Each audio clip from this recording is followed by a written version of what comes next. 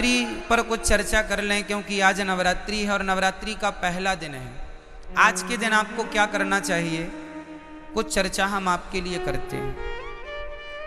जैसे आज नवरात्रि है तो आप सभी को आज घर में दीपक जलाकर पूजा करनी चाहिए। और नवरात्रि का अर्थ कई लोग कहते हैं, आप लोग समझते नहीं हैं, सनातन धर्म की गूढ़ता को लोग जानते नहीं हैं। आज नवरात्रि में केवल माता जी की पूजा नहीं होती।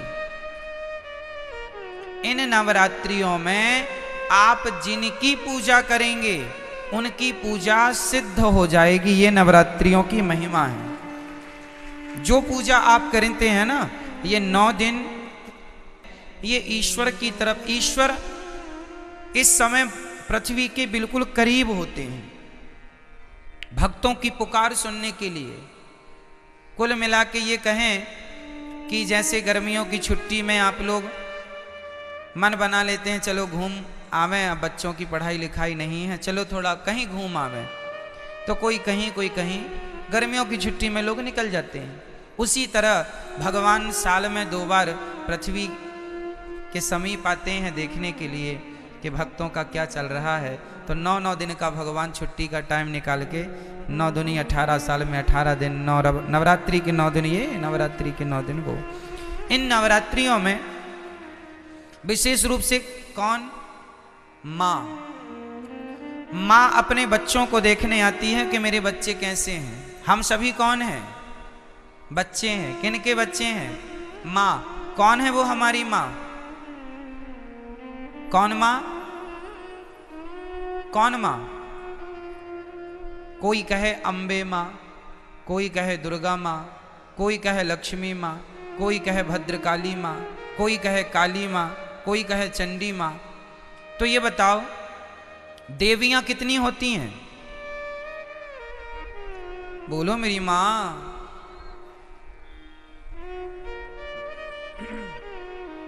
देवियां 9 नहीं होती मेरी माँ, और ना 10 होती। फिर तो 52 शक्ति पीठ हैं, तो 9 ये गिन लो, फिर 52 वो भी गिनो।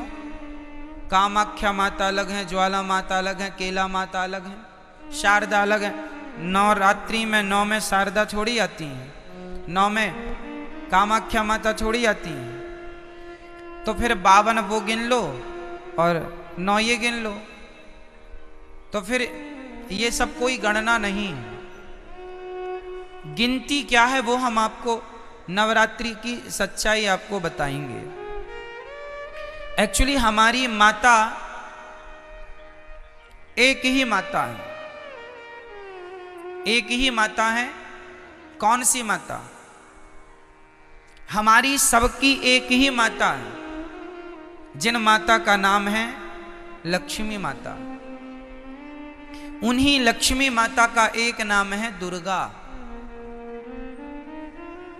जैसे पानी और नीर और जल, कितने नाम हो गए, 3 नाम हो गए, नाम 3 हो गए, पर बात एक ही है, तत्व एक ही है। आप कहेंगे पुष्प, सुमन, फूल, एक ही ना बात है, क्यों जी, सही है। जैसे किसी एक वस्तु के पर्याय अलग होते हैं, पर्यायवाची हैं ये। आकाश को हम गगन भी कहते हैं, आकाश भी कहते हैं, अंबर भी कहते हैं, बहुत सारी पर्यायवाची मिल जाएंगे आपको।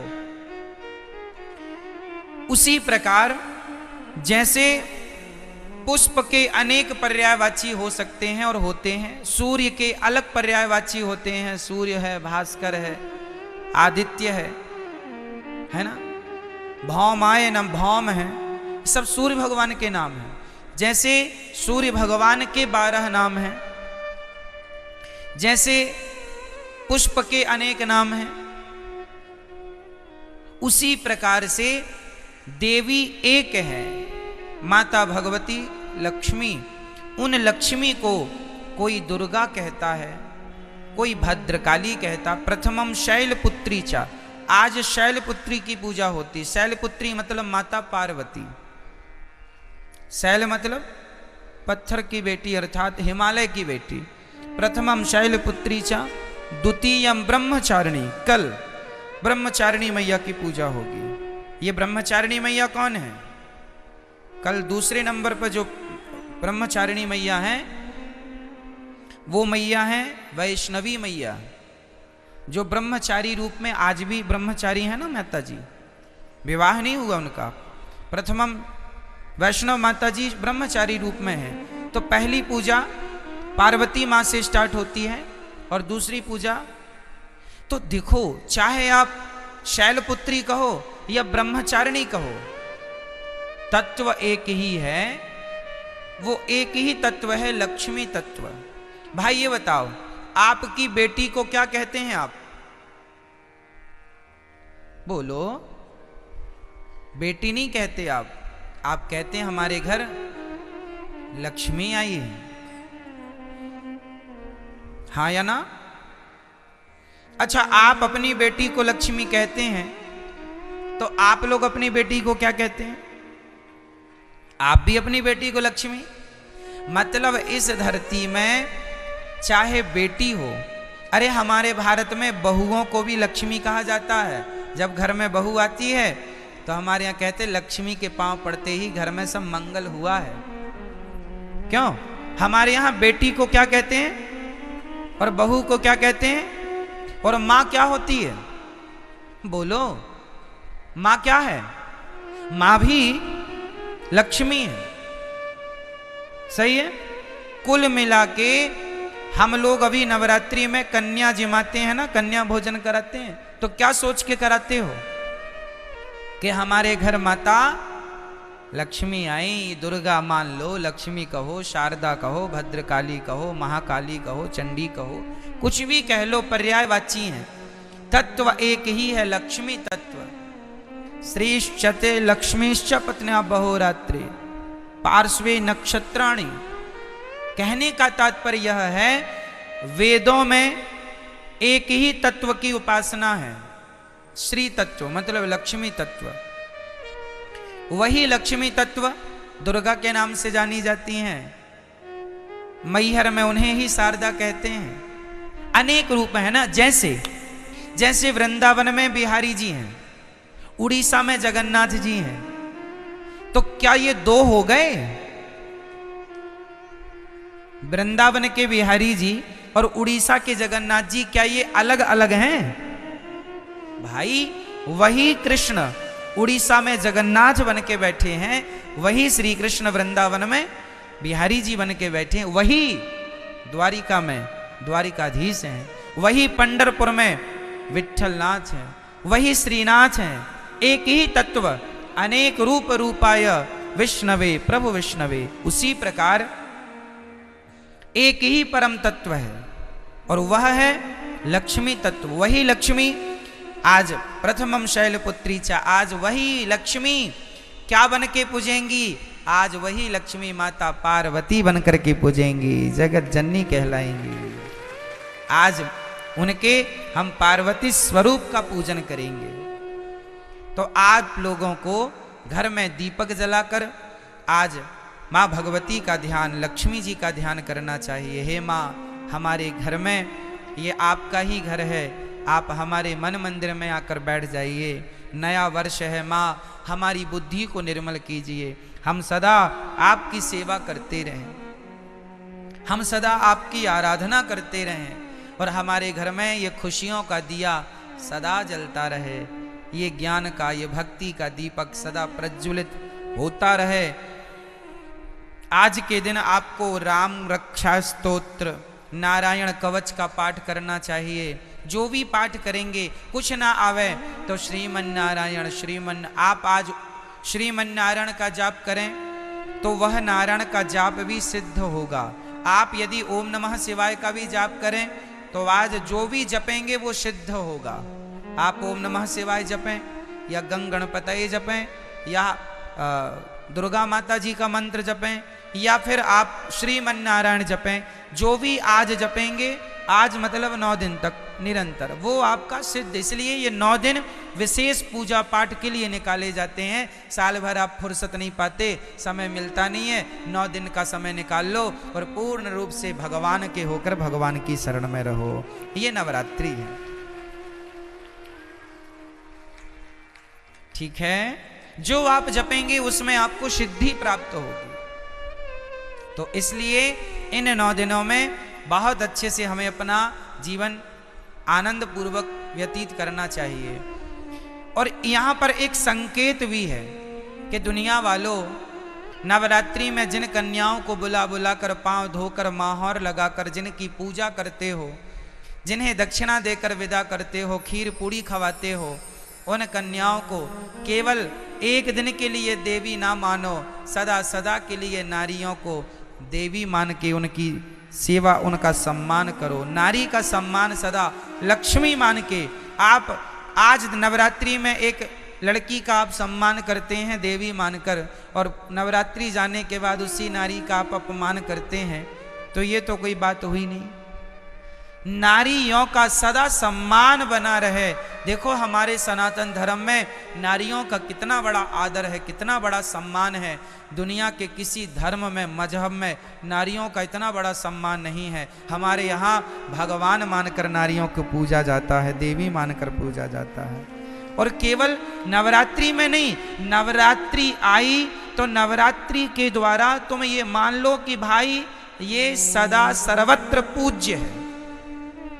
नारी तो सदा पूज्य है, केवल नवरात्रि में नहीं, ऐसा नहीं, सर्वत्र, सब जगह, हमेशा 365 दिन। तो नवरात्रि की बड़ी महिमा है। इन नवरात्रियों का पूजन भागवत जी में आता है कि भगवान श्री कृष्ण के जब जामवंत जी से युद्ध करने भगवान गए, तब उनकी अनुपस्थिति में 9 दिन का द्वारिका में एक महायज्ञ हुआ था देवी जी को प्रसन्न करने के लिए। तो नवरात्रि तो भगवान श्री कृष्ण भी मनाते थे,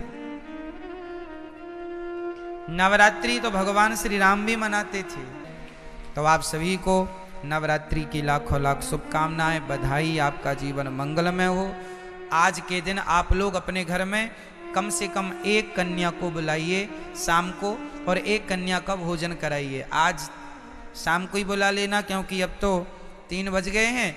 अब कल से सुबह बुला के कल 2 कन्याओं को खिलाना।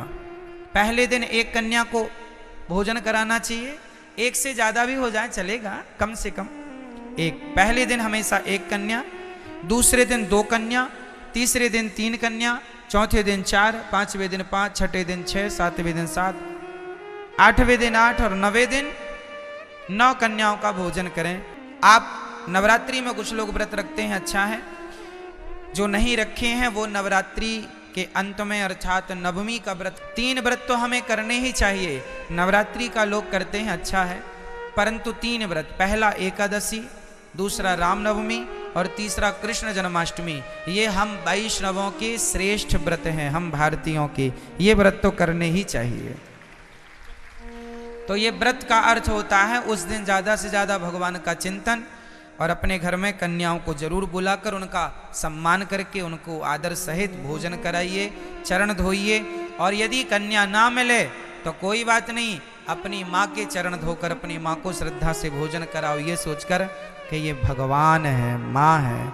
माँ आपके घर में कन्या ना हो तो माँ तो है, तो माँ की चरण धोकर माँ का सम्मान कीजिएगा, ठीक है। ये नवरात्रि में देवी का पूजन, तो देवी तुम्हारी माँ देवी नहीं है क्या? क्यों? माँ से बड़ी कोई देवी है?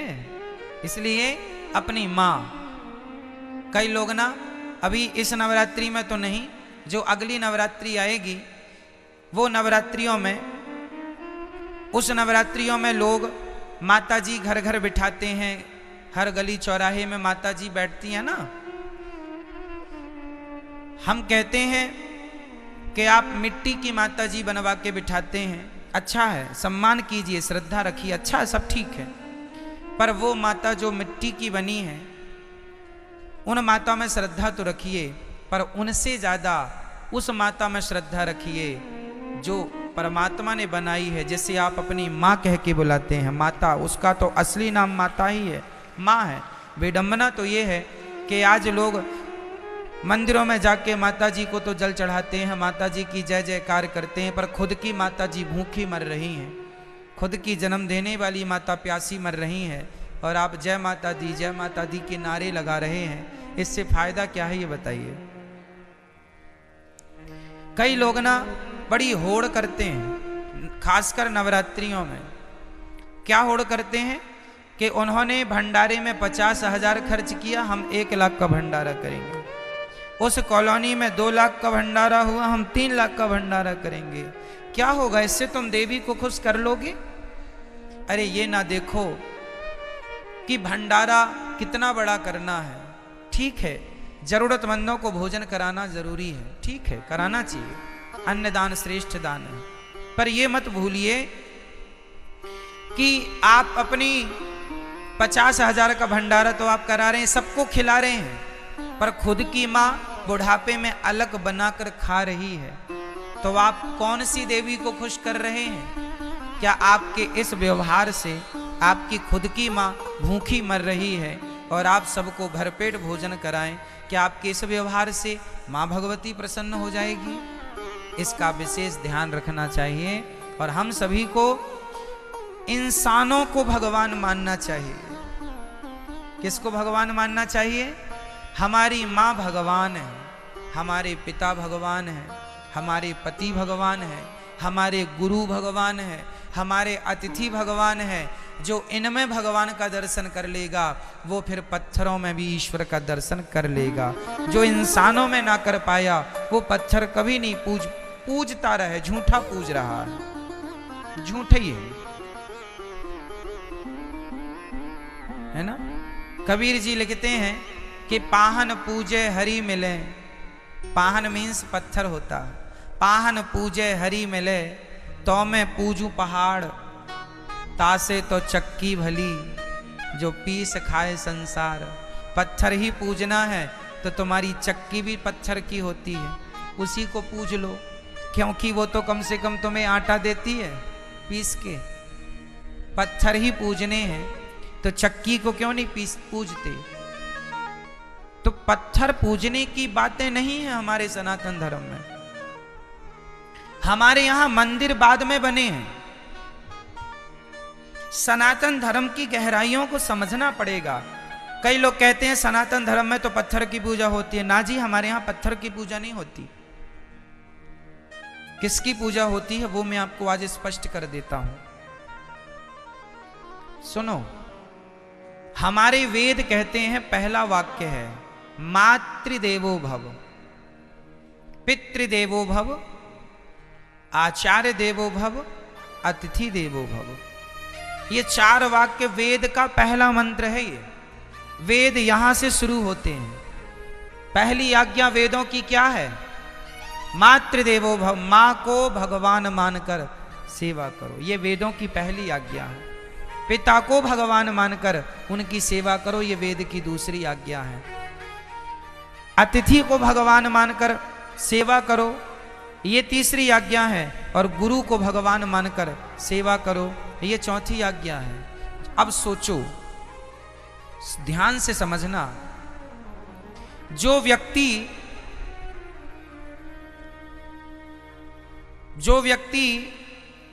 पहाड़े में काखा गाघा को समझ लेगा, भाई अखबार में भी काखा गाघा ही लिखा है, पर अखबार के काखा गाघा को समझने के लिए पहले आपको कौन सा काखा गाघा पढ़ना पड़ेगा?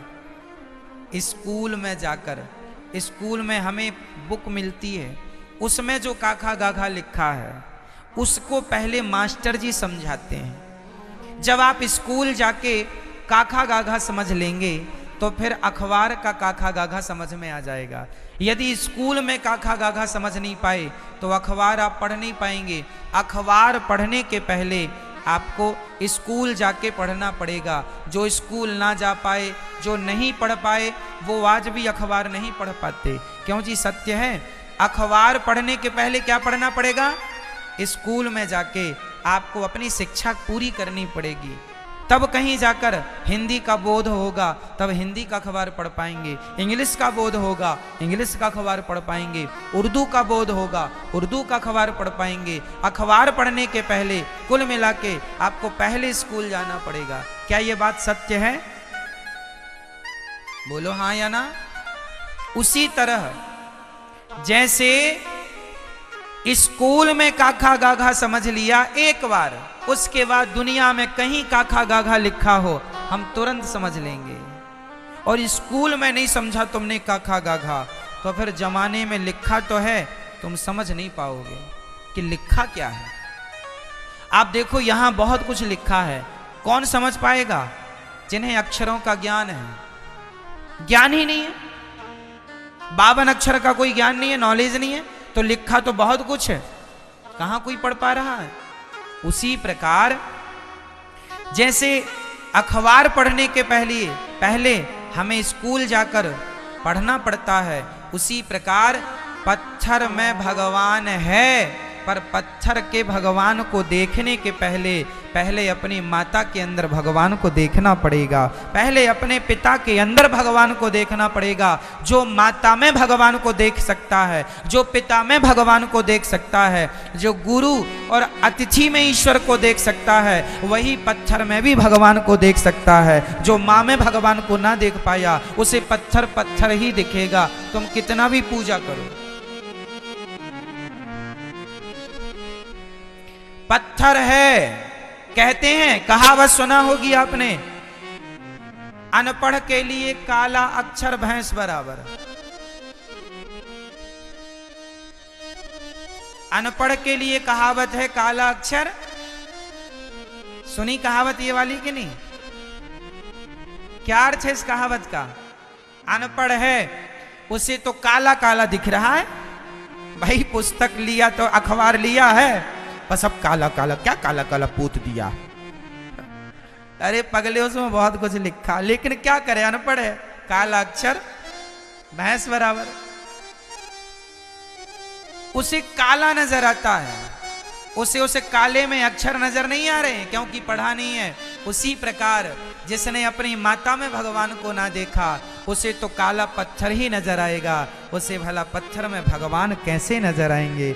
जिसे माँ में भगवान दिखता होगा, जो चैतन्य वस्तु में भगवान को देख सकता है, वही जड़ वस्तु में भी ईश्वर को देख सकता है। माँ चैतन्य है कि जड़ है? बोलो जोर से। मेरी माँ, पीछे वाली मैया, आज नवरात्रि मौन व्रत तो नहीं है आपका? डे बोले हम चुप ही टाप रहेंगे महाराज।